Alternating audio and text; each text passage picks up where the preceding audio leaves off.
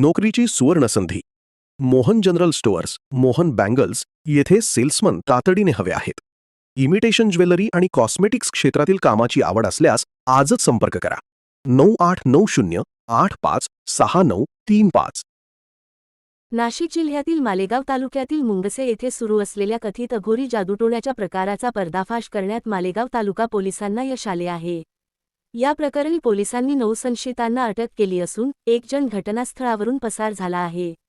गुरुवार, जून 25 रोजी रात्रीच्या सुमारास मुंगसे येथील एला फार्म वर काही जण अघोरी विधी करत असल्याची गुप्त माहिती पोलिसांना मिळाली होती.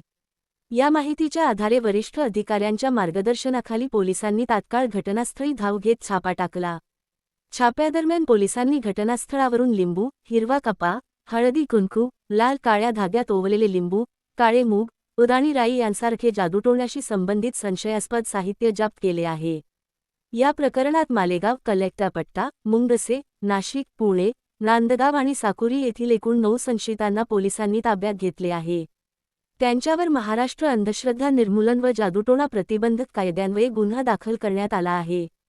अटक करण्यात आलेल्या संशयितांना आज मालेगाव न्यायालयात हजर करण्यात आले असता न्यायालयाने त्यांना रविवारपर्यंत पोलीस कोठडी सुनावली आहे. घटनास्थळावरून फरार झालेल्या एका संशयिताचा पोलीस शोध घेत असून अद्याप त्याचे नाव समोर आलेले नाही.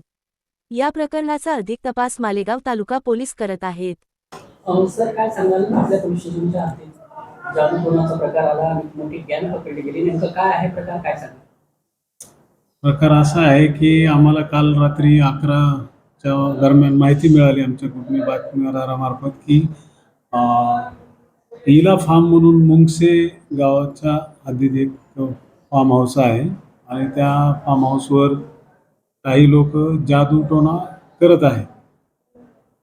वेगवेगळे लिंबू वगैरे वापरून, लिंबू कपडे वगैरे वापरून जादूटोणा करत आहेत. त्या अनुषंगाने आम्ही आमच्या टीमसह रवाना झालो असता तिथे आम्हाला 8 ते 9 लोक जादूटोणा करत असलेले दिसून आले. त्या ठिकाणी त्यांनी लिंबू, वेगवेगळ्या रंगाचे कपडे, मोहरी, काळी मोहरी किंवा इतर साहित्य जादूटोणा, तांब्या म्हणजे कॉपरचा भांडी अशा प्रकारचे मांडून ते बसलेले होते. त्या पद्धतीने आम्हाला मिळाल्यानंतर आम्ही त्यांच्या परत कारवाई केली. त्यांना त्या अनुषंगाने, गुन्ह्याच्या अनुषंगाने ताब्यात घेऊन